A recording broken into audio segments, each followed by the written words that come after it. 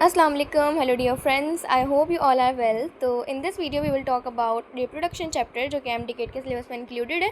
इससे पहले जो है वो हम 3 चैप्टर्स कवर कर चुके हैं, circulation, immunity and gases exchange, जिसको आपने लाजमी देखना है। और अगर आपको नहीं मालूम तो मैं आपको बताते चलूँ कि मैंने एक सीरीज़ स्टार्ट की थी जिसमें हम MDCAT के चैप्टर्स का ब्रीफ ओवरव्यू लिया करते थे। तो अभी हम ले रहे हैं, तो 4 चैप्टर है ये हमारा रिप्रोडक्शन, इसको आज हम डिस्कस करने वाले हैं। बेसिकली इसके अंदर ये सब मौजूद है जिसको काफ़ी ज़्यादा कंसाइज करके लिखा हुआ है। तो स्टार्ट करते हैं। सबसे पहले हमारे पास आ जाता है मेल रिप्रोडक्टिव सिस्टम। अच्छा, सबसे पहले मैं आपको बताते चलूँ कि रिप्रोडक्शन होती क्या है। Reproduction is a mean of reproduce and produce their offspring, यानी कि अपने जैसे और बनाना या फिर उन थोड़े से डिफरेंशिएट आना उसके अंदर, इसको हम कहते हैं रिप्रोडक्शन, जो कि 2 तरह की होती है। एक होती है सेक्सुअल, एक होती है एसेक्सुअल। तो हम सेक्सुअल वाले को डिस्कस करेंगे, एसेक्सुअल वाला हमारे पास नहीं है, ठीक है। तो इसके अंदर हमारे पास मेल की हम बात करें अगर, तो मेल रिप्रोडक्टिव सिस्टम आता है जिसमें हमारे पास आ जाते हैं एक्सटर्नल जेनाइटेलिया। एक्सटर्नल जेनाइटेलिया से मुराद है कि वो ऑर्गन्स जो कि स्पेसिफ़िकली रिप्रोडक्टिव सिस्टम के लिए बने हों वो। तो एक्सटर्नल जेनाइटेलिया होते हैं, इंटरनल जेनाइटेलिया होते हैं। सबसे पहले हम बात करेंगे एक्सटर्नल जेनाइटेलिया की, जिसमें हमारे पास आ जाता है स्क्रोटम और पेनिस। स्क्रोटम जो है ये एक मस्क्यूलर बैग होता है जो कि मसल से बना हुआ होता है, डेस्टोस मसल से। ओके, इसका जो स्ट्रक्चर की अगर हम बात करें तो ये पाउच लाइक होता है, मस्क्यूलर बैग होता है। इसके अंदर क्या प्रेजेंट होती हैं? टेस्टिस क्या होती हैं बेसिकली? टेस्टिस जो हैं वो मेल गोनेड्स होते हैं जो कि रिप्रोडक्शन में हार्मोन सेक्रीशन के अंदर अपना मेन पार्ट अदा करते हैं। खैर, इसको हम आगे डिस्कस करने वाले हैं। स्क्रोटम का काम क्या होता है? फंक्शन इसका प्रोटेक्ट करना और रेगुलेट करना टेम्परेचर को up to 34 degree Celsius. 34 degree Celsius याद रहे कि बॉडी का टेम्परेचर होता है 37 डिग्री सेल्सियस, तो इससे थोड़ा कम जो है ये मेंटेन करता है टेम्परेचर को, ठीक है। इसके बाद अगर हम बात करें दूसरा एक्सटर्नल जेनाइटेलिया, जिसमें आ जाता है पेनिस। पेनिस को हम कहते हैं कि एक कॉप्यूलेटरी ऑर्गन है। कॉप्यूलेटरी ऑर्गन से क्या मुराद है कि ये सिक्रीशन करता है, और सिक्रीशन भी कौन सी? इरेक्टाइल टिश्यूज़ इसके अंदर प्रेजेंट होते हैं जो कि इजैकुलेशन ऑफ सेमेन के लिए काम आते हैं, यानी कि वो सिक्रीशन करवाते हैं, इरेक्शन करवाते हैं, इजैकुलेशन करवाते हैं, जिसको हम आगे डिस्कस करने वाले हैं डिटेल में। सेमेन की अगर मैं बात करूँ तो सेमेन के अंदर स्पर्म और सिक्रीशन को मिक्स करके हम बोलते हैं ये सेमेन होता है। ये शाफ्ट से होता है, लेकिन इसको खैर इतना देखने की ज़रूरत नहीं है। अब इजैकुलेशन की हम बात करते हैं। इजैकुलेशन क्या होती है? इजैकुलेशन ये होती है कि भाई release of semen from penis, यानी कि ये जो पेनिस है, ये जो एक्सटर्नल जेनाइटेलिया है, इसमें से किसकी सिक्रेशन होना, किसका रिलीज़ होना? सेमेन का। सेमेन मैंने आपको बता दिया कि स्पर्म प्लस सिक्रीशन को हम कहते हैं सेमेन। अच्छा, जब ये इजैकुलेशन होती है, यानी कि जब भी सेक्सुअल एरोजल आता है या सेक्सुअल अर्ज होती है, तब बस इजैकुलेशन होती है। तो अब हम देखते हैं कि एक इजैकुलेशन के अंदर कितना ज़्यादा सेमेन पाया जाता है। तो एक इजैकुलेशन के अंदर 2 to 5 ml सेमेन पाया जाता है, और इस सेमेन के अंदर भी कितने स्पर्म होते हैं? 200 to 300 मिलियन स्पर्म पाए जाते हैं। तो अब हम देखते हैं कि इनमें से किनका क्या क्या रोल होता है।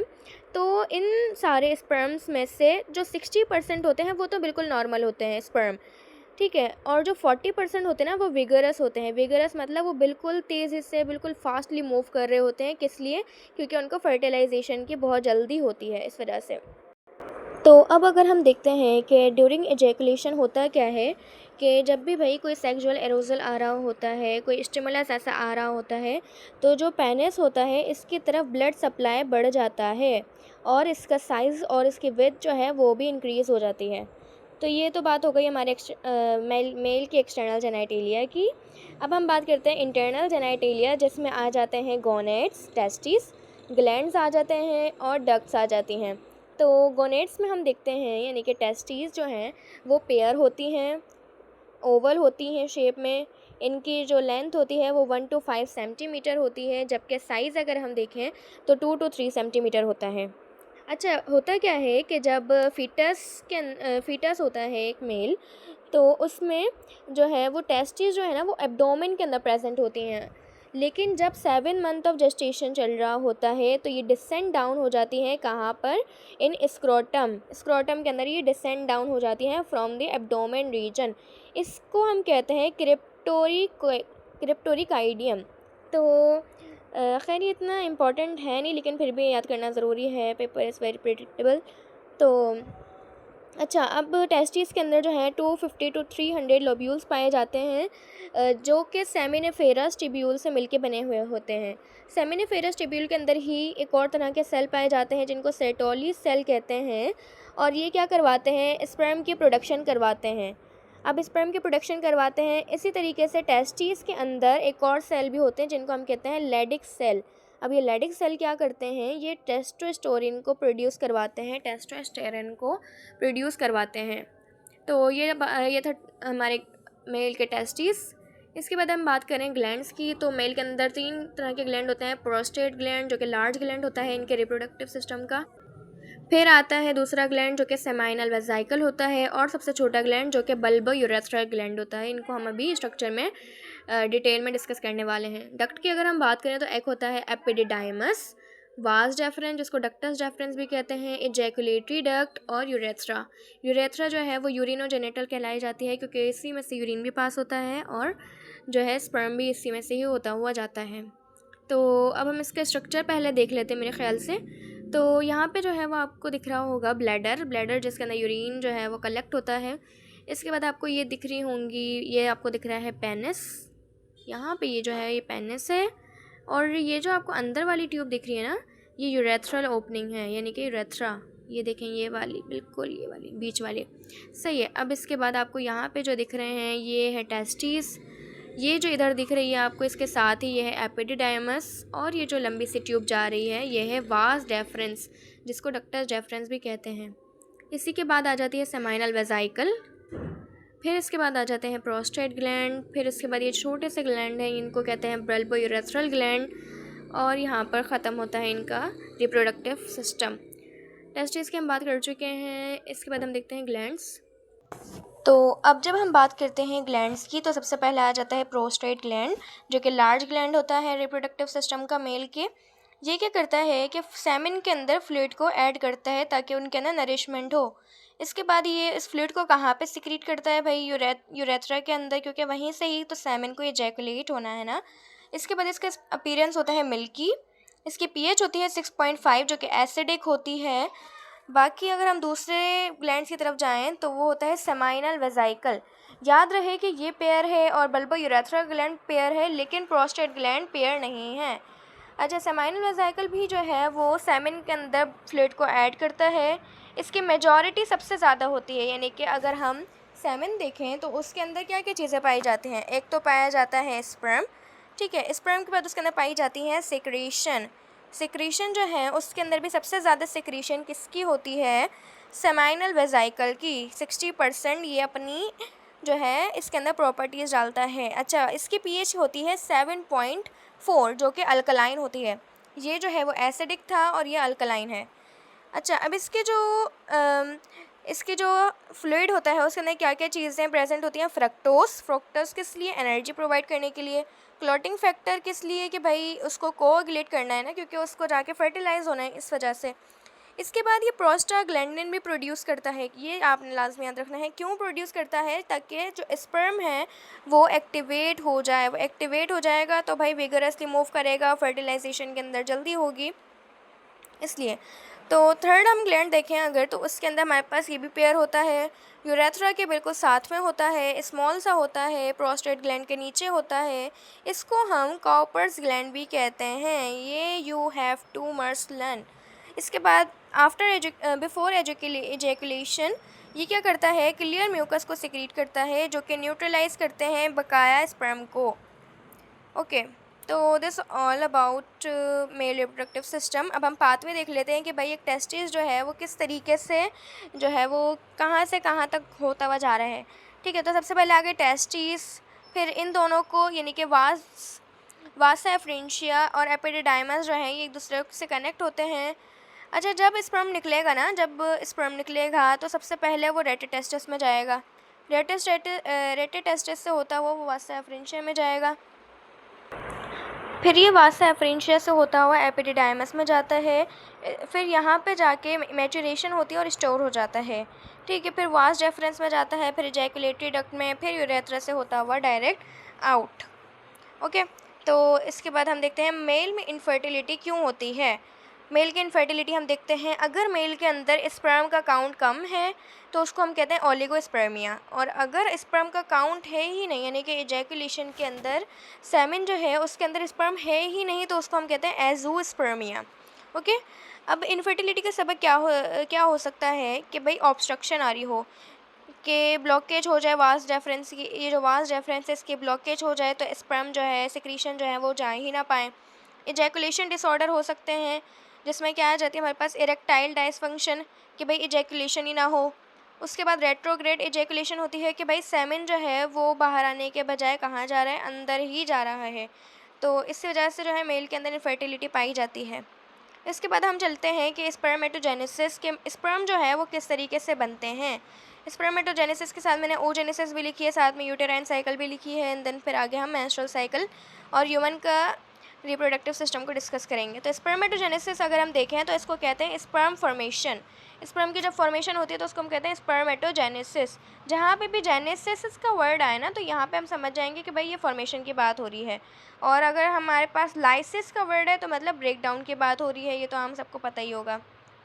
तो अब आगे देखते हैं, अब ये मेल में कब स्टार्ट होती है, जब प्यूबर्टी आ जाती है, जब मैचुरेशन हो जाती है। तो अब मेल के अंदर कितनी ईयर में हो जाती है, 13 to 15 ईयर, यानी कि 13 से 15 साल में प्यूबर्टी की हिट कर जाता है। अच्छा, अब सबसे पहले क्या होता है कि सबसे पहले तो बनते हैं स्पर्मेटोगोनियम। स्पर्मेटोगोनियम बनते हैं। स्पर्मेटोगोनियम से जो है इसके अंदर माइटोसिस होती है। माइटोसिस होती है तो भाई दो तरीके के बनते हैं, एक बनता है टाइप 1 और एक बनता है टाइप 2। अब जो टाइप 1 है ना ये तो स्टोर हो जाता है, क्योंकि भाई आगे जब जो स्पर्म बनेंगे तब भी तो ज़रूरत होगी ना, तो तब कौन काम आएगा फिर, तो इसलिए ये दो बनाता है। टाइप 2 जो टाइप 2 है ये इसकी होती है फिर से माइटोसिस, जिसके अंदर ये बनता है हमारा स्पर्मेटोसाइट। और स्पर्मेटोसाइट भी कौन सा वाला, प्राइमरी स्पर्मेटोसाइट। अब फिर इसके अंदर मायोसिस 1 होती है। अब देखो माइटोसिस तो यहाँ तक होगी बस, मायोसिस 1 जब होगी तो क्या होगा कि अभी ये डायप्लॉइड था, अब हैप्लॉइड 2 सेल बनेंगे, और वो भी कैसे, सेकेंडरी स्पर्मेटोसाइट। पहले प्राइमरी था फिर सेकेंडरी बना। फिर मायोसिस 2 जब होगी तब क्या होगा कि भाई ये जो बने थे सेकेंडरी स्पर्मेटोसाइट ये भी अपने 2 बना लेंगे, तो इसको हम क्या कहेंगे कि भाई ये स्पर्मेटेड बन गए। हमने पहले क्या देखा कि स्पर्मेटोगोनियम थे और उसमें माइटोसिस हुई तो प्राइमरी स्पर्मेटोसाइट बने, फिर मेयोसिस हुई तो सेकेंडरी स्पर्मेटोसाइट बने, फिर मेयोसिस 2 हुई तो स्पर्मेटेड बन गए। अच्छा, फिर उसके बाद जब ये मेच्योर हो जाएंगे तब इनको हम क्या कहेंगे, स्पर्मेटोजोआ, यानी कि मेच्योर स्पर्म। तो ये थी स्पर्मेटोजेनेसिस। अब हम देखते हैं कि भाई फीमेल के रिप्रोडक्टिव सिस्टम के अंदर क्या क्या चीज़ें होती हैं। So here is the diagram, इसमें हम देखते हैं। तो इसको जो है वो आप इस तरीके से देखें कि सबसे पहले तो आ गया हमारा यूटेरस आ गया। यूटेरस की जो है वो 3 लाइनिंग होती हैं, एक होती है मायोमेट्रियम जो कि आउटर होती है, एक होती है पेरीमेट्रियम जो कि मिड होती है, और एक होती है एक होती है पेरीमेट्रियम जो कि आउटर होती है, मायोमेट्रियम मिडल होती है, और एंडोमेट्रियम जो है वो सबसे ज़्यादा इनर मोस्ट होती है, जिसमें से ब्लीडिंग होती है एंड देन फिर मेंस्ट्रुअल साइकिल चलती है। तो यूटेरस जो है इसके 3 पार्ट्स होते हैं। फंडस जो कि इसका जो है वो अपना लीस्ट वाला पार्ट होता है, इसके बाद इसकी बॉडी होती है, फंडस बॉडी, और इसके बाद इसका लास्ट वाला पार्ट होता है जिसको हम कहते हैं सर्विक्स। सर्विक्स जो है ये आपने एक और जगह सुना होगा, लेकिन वो था सर्विकल। सर्विकल जो है ये नेक के अंदर प्रेजेंट होता है, जबकि ये यूटेरस है। लेकिन आप इस तरीके से याद रख सकते हो कि जो यूटेरस है उसकी जो नेक है, ये जो नेक है ना एक तरीके से ये, तो इसको हम कहते हैं सर्विक्स, ठीक है। तो फंडस, बॉडी और सर्विक्स ये 3 पार्ट्स हो गए यूटेरस के, इसके 3 लाइनिंग हो गई। इसके बाद अगर हम देखें तो यूटेरस से ही हमारे पास एक ट्यूब निकल रही है जिसको हम कहते हैं फेलोपियन ट्यूब। इस फेलोपियन ट्यूब के 2 नाम और हैं, ओविडक्ट, क्योंकि इसमें से ओवा जो है वो पास होता है, और इसको हम और कहते हैं यूटेराइन ट्यूब, क्योंकि इसके अंदर से यूटेरस की भी आगे जो है वो होनी है। तो अब इसके बाद हम देखते हैं, इसको हम फैलोपियन ट्यूब भी कहते हैं क्योंकि इसके अंदर फॉलिकल जो है वो थोड़ी देर के लिए रहता है और इंतज़ार करता है स्पर्म का। अब हम देखते हैं वेजाइना क्या होता है। वेजाइना जो है ये इसका जो है आगे वाला जो पार्ट है उसको हम कहते हैं वेजाइना। जो ओवरीज़ हैं बेसिकली ये गोनेड्स हैं फीमेल रिप्रोडक्टिव सिस्टम के, और ये किसके साथ अटैच हुए होते हैं, इन फिम्ब्राई के साथ, फिंगर लाइक प्रोजेक्शन के साथ ये अटैच हुए होते हैं, फिम्ब्राई कहते हैं उनको हम। तो अब हम बात करते हैं कि भाई जो फीमेल का जो गोनेड होता है यानी कि ओवरी, उसके अंदर जो oocyte बनता है, जो ओवम बनता है, वो किस तरीके से होता है। अच्छा, अब जो मेल जिस तरीके से हो रहा था कि भाई ये प्यूबर्टी को हिट करके फिर हो रहा था, लेकिन फ़ीमेल के अंदर क्या होता है कि जब एक फ़ीमेल जो है वो एम्ब्रायो में होती है, जब अपनी फीटस लाइफ जो है उसको एंजॉय कर रही होती है, तभी उसमें जो है वो जो गोनेड्स हैं, जो उसके कह सकते हैं हम कि उसके जो oocyte हैं वो तभी प्रोड्यूस होना शुरू हो जाते हैं। तो सबसे पहले बनता है ओगोनियम, जिस तरीके से यहाँ पे बन रहा था स्पर्मेटोगोनियम। जो ओगोनियम है ये इसके अंदर ये 2n होता है यानी कि हैप्लॉइड होता है, फिर इसकी माइटोसिस होती है, एंड देन फिर माइटोसिस होने के बाद ये बना लेता है प्राइमरी oocyte। अब ये जो प्राइमरी oocyte है ना, ये भाई कैद हो जाता है, ये कैद हो जाता है अंटिल के जब तक एक वुमेन अपनी प्यूबर्टी को हिट ना कर जाए, कि जब तक ये हमारे जो है वो कहाँ पर रहता है, अपनी ओवरीज़ में ही रहता है, जब तक कि एक फ़ीमेल जो है वो अपनी प्यूबर्टी को हिट ना कर जाए। अब क्या होता है कि जब अपनी प्यूबर्टी को हिट कर जाती है तो FSH का लेवल बढ़ना शुरू हो जाता है। FSH का लेवल बढ़ेगा तो भाई माइटोसिस जो है वो बोलेगी कि मैं अब सब्र नहीं कर सकती, अब मैं शुरू हो रही हूँ। जब ये शुरू होती है तब क्या होता है कि भाई जो प्राइमरी oocyte था, जो कि डायप्लॉइड था, ये डिवाइड हो जाता है माइटोटिकली, यानी कि माइटोसिस हो जाती है इसके अंदर, और हैप्लॉइड 2 सेल बनते हैं जिसको हम कहते हैं सेकेंडरी oocyte। मेटाफेज 2 यानी कि जब ये सीज़ हुआ था, जब ये प्रोफेज 1 में था और अब ये मेटाफेज 2 में है। इसमें हमारे पास 2 सेल बनते हैं, एक बनती है पोलर बॉडी और एक oocyte बनता है जिसको हम सेकेंडरी oocyte कहते हैं। अगर ओव्यूलेशन हो जाती है, अगर ये oocyte सेकेंडरी oocyte जो है ये स्पर्म के साथ फ्यूज़ हो जाता है, तब क्या होगा कि भाई ओवम बन जाएगा और सेकेंड पोलर बॉडी बन जाएगी। और अगर ये फर्टिलाइजेशन नहीं होती, जो ओवम है, जो सेकेंडरी oocyte है, वो इंतज़ार करते करते थक जाता है, तो क्या होता है कि भाई यूटेराइन साइकिल जो है वो स्टार्ट हो जाती है, जिसको हम आगे डिस्कस करने वाले हैं। इम्पॉर्टेंट आपको एक बात याद रखनी है कि भाई जब बिफोर बर्थ ओवरीज़ के अंदर फॉलिकल बनते हैं तो उस टाइम फॉलिकल प्रेजेंट कितने होते हैं, 20,000 फॉलिकल उस टाइम पे प्रेजेंट होते हैं। लेकिन अंटिल प्यूबर्टी, जब तक वो पहुंचती है, अपनी प्यूबर्टी को हिट करती है, जब तक उसके अंदर माइटोसिस नहीं होती दूसरी बार, तब तक क्या होता है कि ये कुछ इनमें से कुछ जो होते हैं वो डीजेनरेट हो जाते हैं और बाकी बचते हैं 50 to 60, जिनके अंदर जो है वो आगे बाकी सारी चीज़ें होती हैं। अब हम बात करते हैं ये oogenesis यानी कि ओवेरियन साइकिल तो भाई हो गई हमारी। अब हम बात करते हैं कि भाई यूटेराइन साइकिल क्या होती है। यूटेराइन साइकिल और ये जो है ना वो एक दूसरे के साथ साथ चलते हैं, को रिलेटेड है। तो मेंस्ट्रुअल साइकिल के बारे में यहाँ पे कुछ बात लिखी है कि भाई जब यूटेराइन साइकिल को भी हम इसको कहते हैं मेंस्ट्रुअल साइकिल को, एंडोमेट्रियम जब ब्रेक होती है, इसको हम डिस्कस करने वाले हैं वैसे तो जब ब्लीडिंग होती है उसको हम, जो फर्स्ट ब्लीडिंग होती है उसको हम कहते हैं मिनार्की कहते हैं, और ये एवरेज कितने डेज़ की होती है, 28 डेज़ की। अगर 21 से कम हो जाए तो इसको हम कहते हैं पॉलीमेनोरिया, और अगर 35 से ज़्यादा हो जाए तो इसको हम कहते हैं ओलिगोमेनोरिया। अच्छा, ये पॉली और ओलिगो हम इसको क्यों कह रहे हैं कि भाई देखो, जब साइकिल जल्दी ही कंप्लीट हो रही है तो यानी कि फास्ट ब्लीडिंग हो रही है ना, इस वजह से जल्दी कंप्लीट हो रही है, और ओलिगो इस वजह से क्योंकि भाई फ्यू डेज़ इसको और लग रहे हैं, क्योंकि बहुत कम हो रही है, इस वजह से इसको ज़्यादा दिन लग रहे हैं। अच्छा, अब जब एक फ़ीमेल अपनी एज को पहुंचती है यानी कि 40 to 50 एज को जब पहुंच जाती है तो उसकी जो मेंस्ट्रुअल साइकिल है वो एंड हो जाती है, जिसको हम कहते हैं मेनोपॉज, यानी कि पॉज हो जाता है यहाँ पे। अब इसको हम डिस्कस करने वाले हैं कि ये जो 28 डेज़ हैं इनमें क्या क्या होता है और कैसे कैसे होता है। 3 फेज़ बेसिकली इसमें पाए जाते हैं। इसी के साथ साथ हम देखेंगे 2 फेज़ और जो कि ओवेरियन साइकिल के हैं, फॉलिकुलर फेज़ और ल्यूटियल फेज़। अच्छा जी, तो पहला फेज़ है इसका मेंस्ट्रुअल फेज़। ये पहला फेज़ है, ये स्टार्ट कब से होता है, फर्स्ट डे से स्टार्ट होता है और 5 डेज़ तक चलता है। इसमें होता क्या है बेसिकली कि ब्लड लॉस होता है जब एंडोमेट्रियल लाइनिंग शेड करती है, यानी कि देखो अभी देखो यहाँ पर है, समझो कि सेकेंडरी ओसाइट जो है यहाँ पर है और ये स्पर्म का वेट कर रहा है कि कब स्पर्म आए और कब मैं फर्टिलाइज़ हूँ, ताकि जो है मैं यूटेरस की जो लाइनिंग बनी थी इसके अंदर मैं इम्प्लांट हो जाऊँ।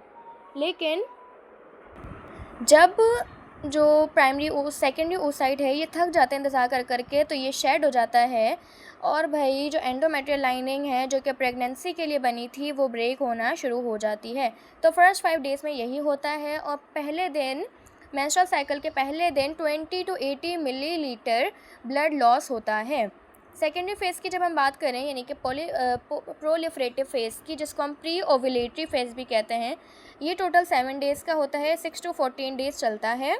अच्छा, अब इसमें क्या होता है कि जब ये जो है एंडोमेट्रियल लाइनिंग बिल्कुल ख़त्म हो जाती है, टूट जाती है, कुछ भी नहीं बचता इसके अंदर, तो भाई अब जो लाइनिंग बनी थी यहाँ पे, जो लास्ट वाली इसकी लाइनिंग थी, इसको वापस भी तो लेकर आना है ना। तो अब क्या होगा कि जो FSH है वो जो है वो बढ़ना शुरू हो जाएगा, FSH बढ़ेगा। अब क्या होगा कि जो ग्राफेन फॉलिकल्स हैं, जो ग्राफेन फॉलिकल है जो कि प्रेजेंट है कहाँ पे, यहाँ पे जो प्रेजेंट है, यहाँ पे जो प्रेजेंट है ना, जो इंतज़ार कर रहा था, वो क्या होता है, मैच्योर होना शुरू हो जाता है। सॉरी, एक बात मैंने गलत बोल दी, सॉरी, यहाँ पे मौजूद है, sorry, I am so sorry, यहाँ पे मौजूद हैं और यहाँ पे मौजूद हैं बहुत सारे जो कि आपस में रेस लगाएंगे। FSH जैसे ही बढ़ेगा ना, तो यहाँ पे काफ़ी सारे, मैंने आपको बताया कि बहुत सारे जो हैं वो oocyte मौजूद हैं, ठीक है। तो क्या होता है कि जब FSH बढ़ता है तो ग्राफियन फॉलिकल मैच्योर हो जाता है। बहुत सारे फॉलिकल प्रेजेंट होते हैं जिनमें से सारे रेस लगा रहे होते हैं कि भाई पहले मैं होऊंगा, लेकिन इनमें से सिर्फ एक ही हो पाता है जो कि कामयाब हो जाता है। ये जब मैच्योर हो जाता है तो भाई क्या होता है कि ईस्ट्रोजन इसमें से प्रोड्यूस होता है। ईस्ट्रोजन क्यों प्रोड्यूस होता है? क्योंकि भाई उसको पता होता है कि भाई ये तो मैच्योर हो गया है, तो अब इसको क्या करना है कि भाई अगर फर्टिलाइजेशन हो जाती है तो भाई यहाँ पे इसको तो इम्प्लांट होना पड़ेगा। तो ईस्ट्रोजन का लेवल बढ़ता है, जैसे ही ईस्ट्रोजन का लेवल बढ़ता है ना, वैसे ही FSH कम हो जाता है, और जैसे ही FSH कम होता है LH बढ़ जाता है।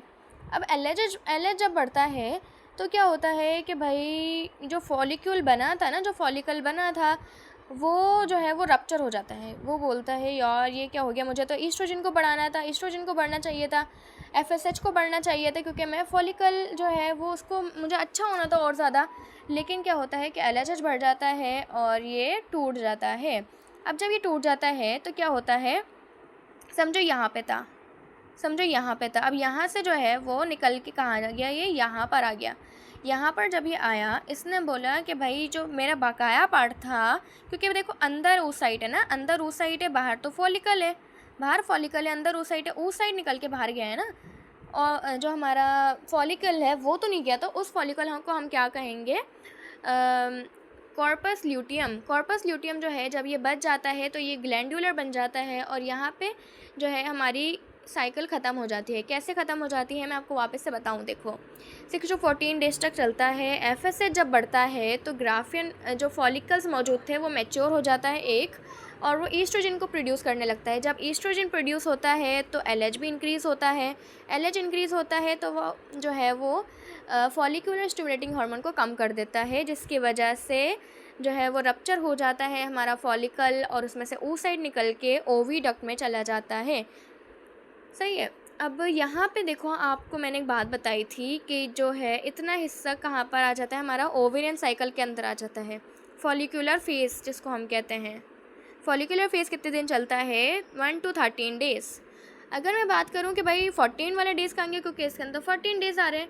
14 वाले दिन में क्या होता है, ओवेरियन साइकिल की मैं बात कर रही हूँ कि उसके अंदर ओव्यूलेशन हो जाती है। ओव्यूलेशन कैसे हो जाती है कि भाई यहाँ पे वो इंतज़ार कर रहा है। इंतज़ार वो कैसे कर रहा है कि भाई अगर स्पर्म आ जाता है तो मैं तो भाई और भी ज़्यादा मेरे मज़े आ जाएंगे, मैं तो फिर इम्प्लांट होऊंगा यहाँ पे, फिर फीटस बनेगा, फिर प्रेगनेंसी होगी, फिर ये सब कुछ। तो इस वजह से ओव्यूलेशन होती है डे 14 को। अब हम बात करते हैं वापस से सिक्रेटरी फेज़ और post ovulatory phase. Secretory phase से आप क्या याद रख सकते हो कि देखो कॉर्पस ल्यूटियम जो कि ग्लैंडुलर बॉडी बना था वो सिक्रीट करता है प्रोजेस्टेरोन। प्रोजेस्टेरोन क्यों सिक्रीट करता है, क्योंकि भाई देखो यहाँ पे अगर फर्टिलाइजेशन हो जाती है तो प्रोजेस्टेरोन का काम क्या है कि भाई प्रेगनेंसी के लिए यूटेरिन साइकिल, यूटेरस जो है उसकी मेम्ब्रेन को बड़ा करना, उसके अच्छा बनाना उसको। तो प्रिपेयर करता है यूटेरस को for possible pregnancy. If not occur then cycle repeat. अगर नहीं होती तो फिर क्या होता है कि भाई साइकिल जो है रिपीट होती है, ये वापस से ब्रेक होना शुरू हो जाती है एंड देन वापस से साइकिल शुरू हो जाती है। ये 15 to 20 डेज़ चल रही थी, यानी कि जो ल्यूटियल फेस है वो इसके अंदर आ जाता है। यहाँ पे आपको और ज़्यादा प्यारा सा समझ आएगा। देखो this is the whole 28 days. यहाँ पे हमारे पास हाफ यानी कि 14 डेज़ हो जाते हैं। ये हमारे पास बाकी के दिन है। अब देखो मैं आपको पहले बताती हूँ मेंस्ट्रुअल साइकिल। दूसरा कलर हम यूज़ करते हैं ब्लू। ये 1 से लेके 5 तक चली क्या मेंस्ट्रुअल साइकिल। ओके, अभी हमारे क्या कौन सा फेस चल रहा है, फॉलिकल फेस चल रहा है। इसके बाद 6 से लेकर 14 तक कौन सी साइकिल चली, सीक्रेट कौन सी साइकिल चली देखते हैं हम, मैं ख़ुद भूल गई। देखो प्रोलिफरेटिव साइकिल, प्रोलिफरेटिव फेस चलेगा। तो ये हमारा आधा हिस्सा हो गया। आधा हिस्सा हो गया तो भाई देखो 1 से लेके 13 तक कौन सी साइकिल हुई, जी बिल्कुल कौन सी साइकिल हुई, फॉलिक्यूलर फेस हो गया। अब 14 वाले दिन में क्या हो गई, ओव्यूलेशन हो गई। बकाया जितने भी दिन बचे वो सारे कहाँ पर आएंगे, ल्यूटियल फेस में या सेक्रेटरी फेस में या पोस्ट ओव्यूलेटरी फेस में। अच्छा, अब मैंने बीच में 2-3 बार बोला कि भाई बीच में मैंने 2-3 बार बोला कि भाई pre ovulatory face, post ovulatory face. Pre कहते हैं ओव्यूलेशन से पहले वाला और पोस्ट कहते हैं ओव्यूलेशन के बाद वाला। तो इस वजह से हम इसको ऐसे भी इंडिकेट करते हैं। अब हम बात करते हैं कि वुमेन में फर्टिलिटी क्यों होती है। वुमेन में फर्टिलिटी के काफ़ी वजूहात हैं, जिसमें से एक तो आ जाता है हार्मोनल इम्बैलेंस, कि भाई हार्मोन जो हैं वो सही से रिलीज़ नहीं हो रहे, कुछ हो रहे हैं कुछ नहीं हो रहे, कुछ कब हो रहे हैं कुछ कब हो रहे हैं। इसको हम कहते हैं पीसीओएस। पीसीओएस मतलब पॉलीसिस्टिक सिंड्रोम, ओवरियन सिंड्रोम। इसके अंदर क्या होता है कि भाई कुछ हार्मोन्स इंक्रीज़ होते हैं, कुछ डिक्रीज़ हो जाते हैं, कुछ कभी रिलीज़ होते हैं कुछ नहीं होते, तो इस वजह से होता है। इसके बाद हमारे आ जाती है फ्लोपियन ट्यूब ब्लॉकेज। ये जो ब्लॉकेज हो जाती है फ्लोपियन ट्यूब में, जिसकी वजह से जो ओसाइट है वो जा ही नहीं पाता, तो कहाँ से भाई होगी फर्टाइल वुमेन एक। इसके बाद होता है सर्विक्स ब्लॉकेज, कि भाई यहाँ पे जो सर्विक्स से यहाँ पे यही ब्लॉकेज हो जाए। जब ये ब्लॉकेज हो जाएगा तो भाई तो डेवलपमेंट हो ही नहीं सकती ना। इसके बाद आ जाता है यूटेराइन पॉलिप। यूटेराइन पॉलिप क्या होते हैं, नॉन कैंसरस टिश्यूज़, यानी कि यूटेराइन के अंदर जो है नॉन कैंसरस टिश्यूज़ प्रेजेंट हो जाए, इस तरह से भी इनफर्टिलिटी होती है। And then endometriosis, this is the most important. Endometriosis में क्या होता है कि भाई जो एंडोमेट्रियम है ना, ये जो एंडोमेट्रियम है, ये जो लास्ट वाली इनर लाइनिंग है जो ब्रेक होती है, ये कहीं पे भी डेवलप होना शुरू हो जाती है। कहीं पे भी से मुराद कि या तो यहाँ पर हो जाएगी या यहाँ पर हो जाएगी या यहाँ पर हो जाएगी। ओके, तो this is the infertility in women.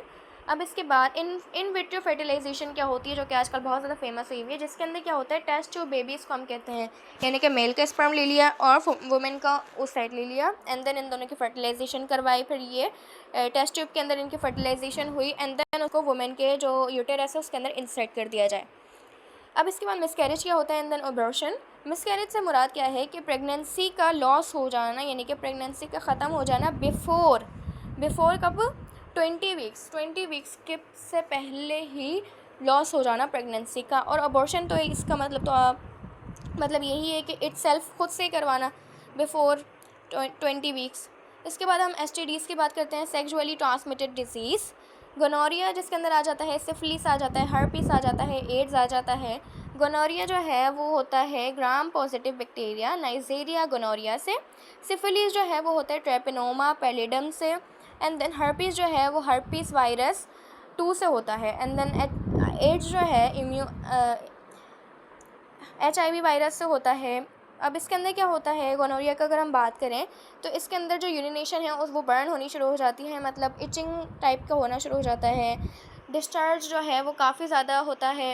And then swelling testicles in male, painful bowel movement हो जाती है। अब जो सिफिलिस अगर हम देखें तो ये 2 to 3 वीक तक जो है वो पेनलेस सोर होता है, जिसको हम कैंक्रे कहते हैं। This is the most important. कैंक्रे आपने याद रखना है कि क्या होता है, पेनलेस सोर, जो कि 2 to 3 वीक पहले हो जाता है सिफिलिस में। अच्छा, ये इन्फेक्शन साइट के ऊपर होता है, फ्लू लाइक आपको सिम्टम्स दिखते हैं, कार्डियोवैस्कुलर टिश्यूज़ भी होना शुरू हो जाते हैं, इश्यूज़ होना शुरू हो जाते हैं, क्योंकि अगर हम इसको अनट्रीटेड छोड़ देंगे तो इसके अंदर फिर बाकी मज़ीद आपको इन जो है वो देखनी पड़ेगी।